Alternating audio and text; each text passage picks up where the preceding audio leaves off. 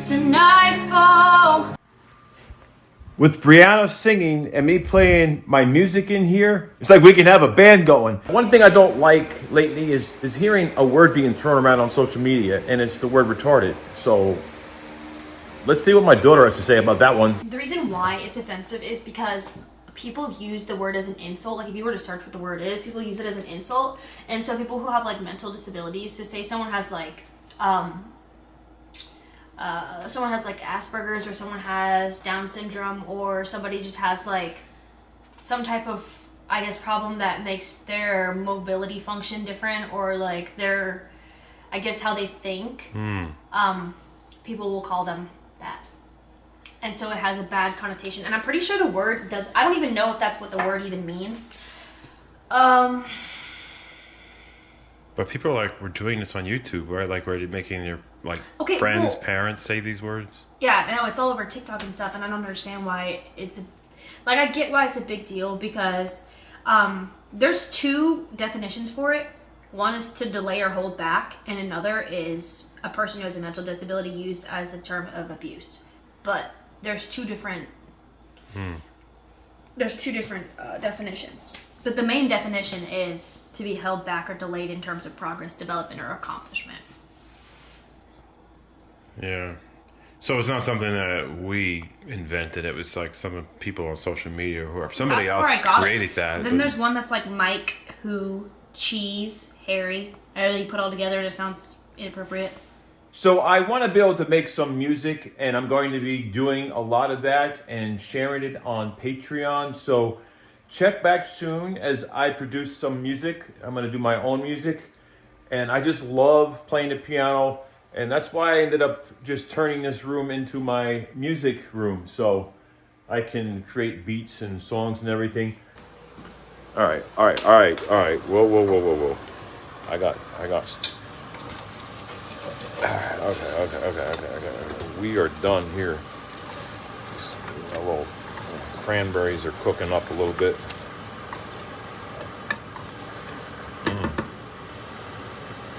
Okay, that's done.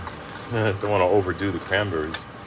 I mean, I already got it wrapped around my finger and it's burning.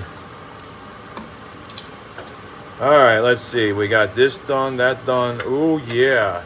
All right, I'm gonna shut that off. That's done.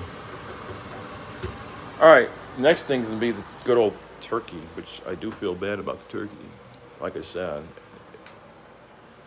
it was a living creature.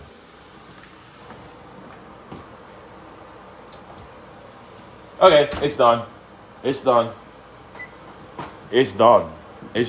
I'm taking the turkey out. You get to see this in real time. Woo! Like Bobby's taking out the damn turkey. Maybe it'll be some squirrels coming around the house, because you know what happens when you have a turkey and squirrels can't find any nuts. Especially during No Nut November. Look at that sucker. What do you think, huh? Should I be the turkey man? Yeah. There it is. Turkey's ready. Got everything. Now it's cooled down. The turkey's still cooking. Even though it's out of the oven, it's still cooking. Because the residual heat that's in the turkey, it's still finished cooking. You don't want to dry your turkey out. That's why you take it out at the right time. I have a mental timer. Even though she is my timer, I don't trust her. I have her on. I turn her on because my voice, I just say the magic word and she's turned on. It's how it is with her. Well, it's not even a her, it's a it. You know? And she does spy on me, because every time I talk about something, she has some kind of relevant display on her screen that pretty much seems like she's stalking me. All right, that's it. I'm going for my walk while the turkey cools down. It's kind of like when your porridge is sitting and you're going for a walk and you come back and you hope that, you know, no bears eat your stuff. Well, that's what's happening there. One of the fears I had a few years ago was that somebody had stolen one of my cameras and broken into this house. And what they did is they took the camera and they threw it through the window and smashed the window. And I have footage that I had shared at one time a long time ago. And that window right there was destroyed. And ever since then, things have changed in this community. We have gated entrances now, security cameras at the entry and exit points, and most people now have Ring cameras and all kinds of camera doorbells. And I've got Ring cameras and all kinds of stuff. We all have a lot more security in this neighborhood, so it's much safer. But this was back when we were posting videos that I guess kind of drew the wrong kind of attention. But here are those clips. Boy, it's boys. It's boys. You know what? There could be the world's coming to an end and Brianna's not going to care. Are you freaking kidding me? What happened over here? What the happened? Oh. That's my... What the... Dude, what the heck? Somebody threw it at the freaking window. What the oh my... I'm sick of this. I have another $400 window just busted. I mean, I gotta go buy another freaking window. Look at this crap. Jesus.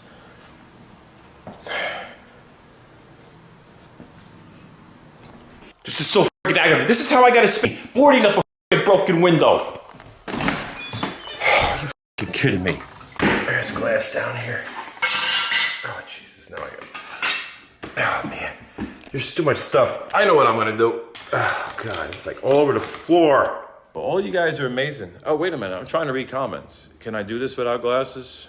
Yeah, good luck. Yeah, I can't. I don't even know what my glasses are. Oh.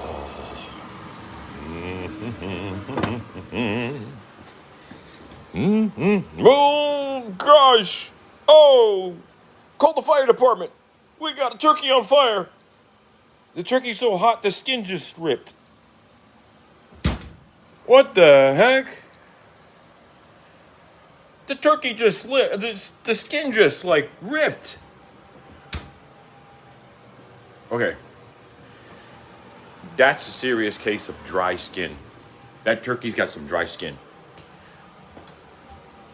Hey, turkey. I'm getting hot flashes. I'm getting hot flashes right here. You guys like to tease me with food? You like to tease me with jumbo lump crab and what else? Whatever else? Well, here's your turkey. Here's your turkey right there. 23 pounds of it. Ready to come out of the oven. If I keep the oven shut, that is, I can't keep it open. If I keep the oven open, it's not gonna cook. So it stays there until it's done. Because I have my partner over there who keeps track of time.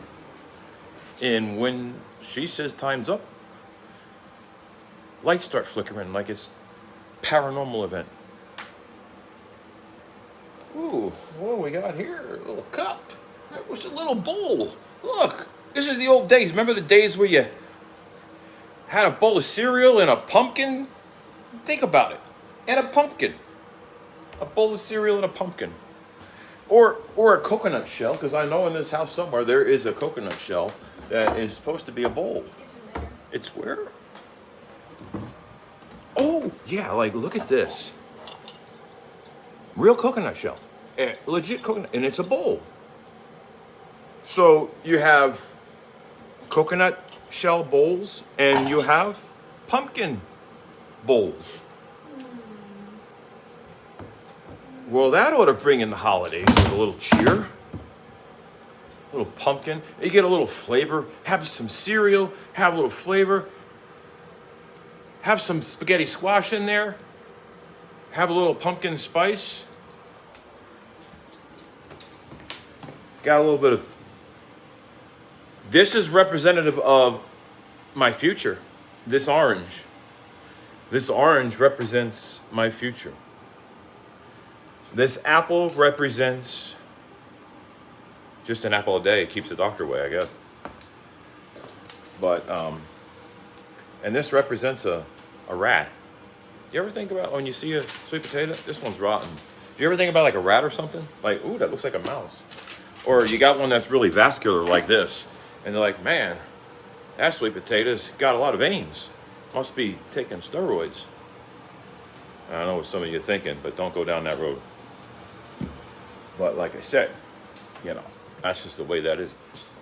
But you know what happened? I opened the front door today, and it's almost like Jesus had given me a sign. Like the good Lord that sometimes I struggle with believing in, and then there's times where I do believe, and I think it's the times that I do believe is when the miracles happen, and the times that I don't believe is when we're going through big challenges in life, and we're like, well, why would God let this happen?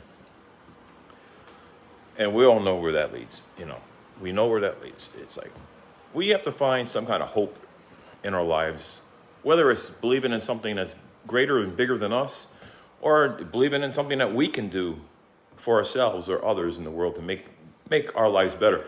But when I open the front door, I step outside, and it's feeling like summer. Like summer! Like literally, I feel like I am in Florida. And not only that, a squirrel jumps out in front of the door, and I'm like, well, holy crap. A squirrel. And this is something that not all of you guys know about the squirrel thing, but for me, I take very kindly to squirrels. I feed squirrels. When I'm in Florida, I'm always giving them nuts, and they come up to me, and I'm petting them. It's a symbolic thing. It really is. Matter of fact, it's kind of funny because I'm just getting a message now from somebody who is very keen of squirrels as well. It's so strange how that happens. But I went outside, and I saw a squirrel running, and I felt the air, and I'm like, holy shit, does not feel like winter. It feels like the good Lord above, or Mother Nature, whoever's manipulating the weather, whether we're just in some kind of, matrix or whatever it may be, but went and I had to think, wait a minute, it's too warm. It's too warm. And I struggle with seasonal affective disorder. I struggle with being depressed in the winter. I open the door and I feel the heat, and it's like somebody just erased depressing feelings right out of my brain. It is beautiful out here. It is magnificent. I love it out here. This is the kind of day I wish that we had every day.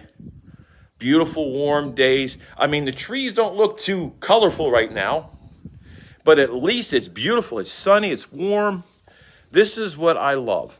I wish that we had this kind of weather every day, where I could just go outside and enjoy the beautiful world. And it's not just about the beautiful sunshine. There are some symbolic messages that have come from the squirrel.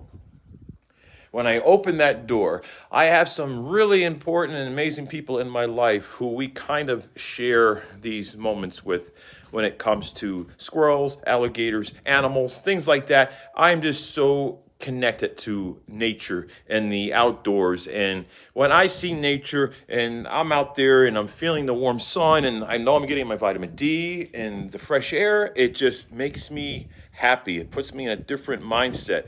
And I think about the bright side of things, the happier side of things. I think about what the future holds. I know that I've been held back by other people who tried to stop me from living my life and moving on and being fulfilled and having a relationship, whether it's with a friend or a potential someone more than a friend, but whatever that case may be in my future, I always felt like I was being held back. I always felt like somebody just didn't want me to move on and live my life. And I felt like they were the only ones entitled to that. And so they get to live their life and move on. And I don't have that opportunity because it's like they did everything they can to make it impossible. Man. Talk about a turnaround of events here with Mother Nature and how that can really influence your mindset, your just emotions can be so influenced by the weather. Just think if it's a really, really sad, rainy day Doesn't it? Don't you just feel down and ugh? But when it's like beautiful and warm outside, it's just like there's new hope for the day. It's like I got another chance to get my vitamin D. I got another chance to get my sunshine. And then you don't think of the things that bring you down as deeply and immensely as you did when you were just so stressed. Because when you have seasonal affective disorder, it's almost like a switch gets turned on, and the littlest things can just put you in a very sad and dark place. So having Thanksgiving, which, like I said, it's more challenging with the pandemic and not being able to be with family because, of the fears, and some family members are sick right now and some can't go places, and it's really hard. But the thing is, you can always see family when you have that chance, right? It doesn't have to be on a specific holiday.